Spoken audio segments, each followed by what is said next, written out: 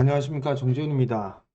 지난 주말 뉴욕 증시는 상승으로 마무리가 됐습니다. 다우지수는 보합 정도에서 마무리가 됐어요. 나스닥 시장이 1%대 강세를 좀 보였었고요. 필라델피아 반도체 지수는 1%대 상승으로 마무리가 됐습니다. 한국 야간 선물 시장 같은 경우 0.3% 정도 상승으로 마무리가 됐죠. 강보합세에서 좀 출발을 하지 않을까 싶습니다. 현재 미국 선물 같은 경우는 약보합세에서 거래가 되고 있는 모습들을 보여주고 있습니다. 미국 시장에 있어서의 관세 이 부분들이 어느 정도 완화가 되는 그런 모습들을 보이면서 최근 들어서 반등이 나와주는 그런 모습들을 보여주고 있습니다. 하락폭의 절반 정도의 되돌림 자리대가 17,500포인트 정도예요. 이 정도 때까지는 뭐 피로감이 쌓일 수는 있는 그런 상황입니다만, 단기적인 추세선으로 봤을 때는 뭐 61선 언저리 때, 고유 언저리 때까지는 볼 수 있지 않나, 그렇게 보여집니다.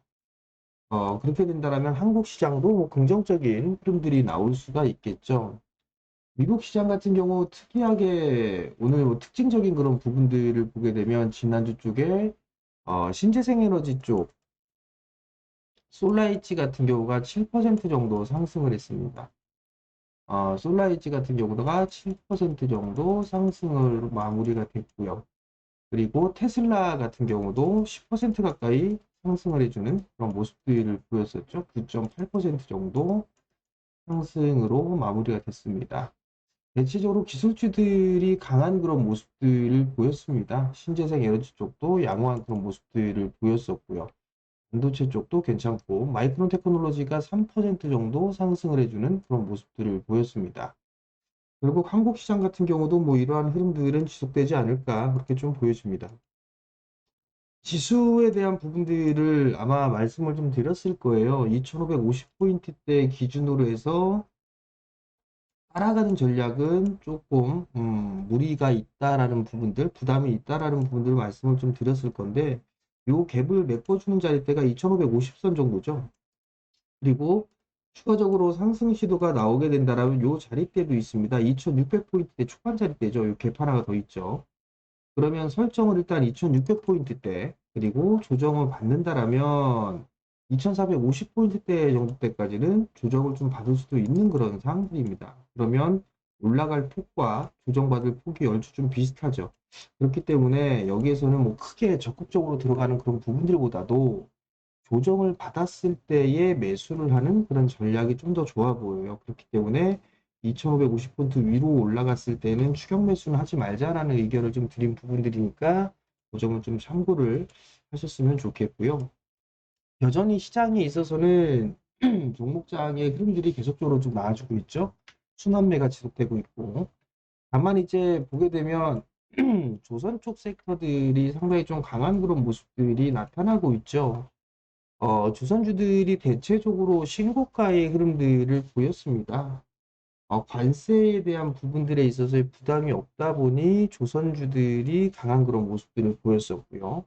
그리고 방산 쪽도 상당히 좀 견고한 그런 모습들을 보여주고 있는데, 이번 주에 실적 발표가 좀 예정이 되어 있는 그런 상황들입니다. 그렇기 때문에 이 부분들을 좀 체크를 해봐야 되지 않을까라고 보여지고요.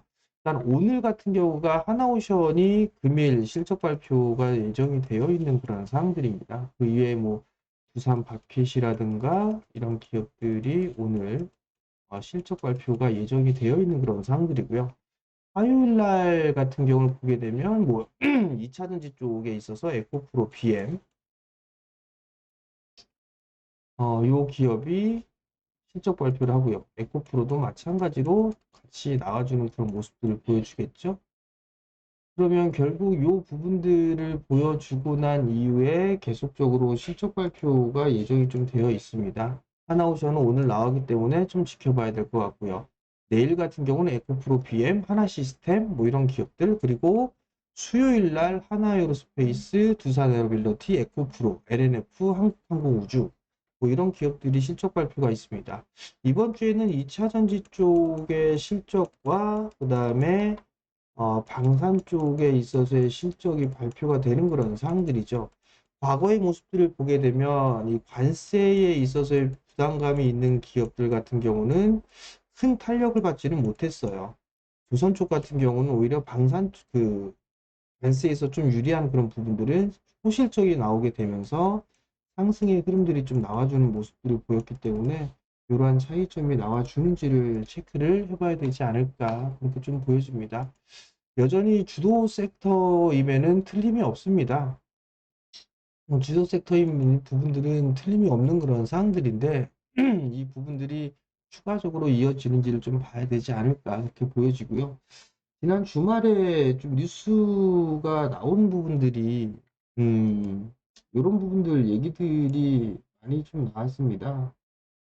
SK텔레콤에 대한 부분들이죠. 오늘은 이쪽 테마가 그래도 좀 단기적으로는 강한 그런 모습들이 보이지 않을까 싶습니다. 유심 교체에 대한 오픈런 뭐 이런 얘기들이 좀 있는데 유심에 대한 부분들도 있겠지만 보안이라든가 이런 쪽 같은 경우도 오늘 시장에서는 좀 단기적으로 들썩거리지 않을까 그렇게 좀 보여집니다. 그럼 여기에 따른 뭐 관련주들이라든가 이런 부분들도 생각을 해볼 수가 있겠죠. 뭐 보통 그럼 이런 부분들을 보게 되면 사실 뭐 유심 쪽 같은 경우는 다들 아는 기업들이겠죠. 호나이 이쪽도 이쪽에 있어서 유심 쪽의 종목군들이고요. 그리고 점유율이 계속 제일 높은 부분들은 유비벨록스입니다. 유비벨록스가 이쪽에 있어서는 시장 점유율이 가장 높다라는 거. 좀 잠깐 차트 좀 볼까요? 차트를 좀 보게 되면 코나이 같은 경우는 지역 화폐에 대한 부분들 때문에 흔들이 이미 나왔습니다. 그렇기 때문에 뭐 이거는 아닌 것 같고요. 오히려 보려면 유비벨록스 이쪽이 있을 것 같은데 어제 치고 나가는 그런 모습들을 보였습니다. 그렇기 때문에 추격 매수 대응이 되시는 분들 위주로 좀 해야 되지 않을까 그렇게 보여지고요. 만약에 뭐 장 초반에 조정을 좀 받는 그런 모습들을 보여주게 된다면 뭐 7천억권역 이하에서는 단기적으로 접근을 해볼 수가 있을 것 같은데 이 부분들은 대응이 되시는 분들만 좀 해보는 게 어떨까 그런 모습 그런 생각을 좀 하고 있습니다. 그 이외에 뭐 다른 부분들을 좀 보게 된다라면 여러 가지 종목군들이 있는 그런 사항들이지만 이 또한 마찬가지로 뭐 대응이 되시는 부분들을 좀 해야 되겠죠. 다만 이제 이게 이슈가 좀 되게 된다라면 처음 상승했던 기업들, 뭐 보안 쪽이라든가 이런 쪽은 기회가 단기적으로 좀 될 수도 있을 거예요. 뭐 아톤이라든가 이런 기업들 같은 경우도 보안 쪽은 아직 얘기가 없었던 그런 사항들이었었죠. 그러면 시간이 지나면서도 관심을 좀 가질 수가 있을 거예요. 뭐 아톤이라든가 뭐 한싹 뭐 이런 기업들이 있겠죠. 모니터랩 뭐 이런 종목군들이 좀 많이 있는 그런 상황들이죠. 뭐 센지랩 뭐 이런 기업들이 있는 그런 상황들이니까 이런 기업들을 단기적으로 좀 보는 것도 뭐 나쁘지는 않다. 그렇게 좀 말씀을 드릴 테니까 뭐 트레이딩 하시는 분들은 좀 참고를 하셨으면 좋겠고요. 여전히 대선 쪽에 있어서 대선 정책주들은 계속 봐야 되겠죠.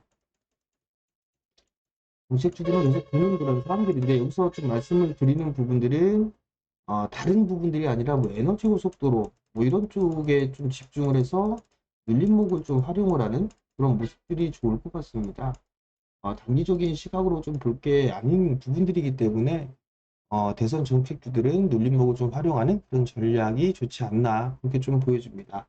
여전히 시장에서는 지수에 대한 부분들이 움직임이 나올 수가 있는 그런 상황들이기 때문에 지수에 대한 부분들을 설정을 해드렸던 것처럼 상단 2600대 초반 어찌됐든 하단 자리 때는 2450포인트대 이렇게 좀 설정을 해놓고 순환매를 노려보는 그런 전략이 좋다.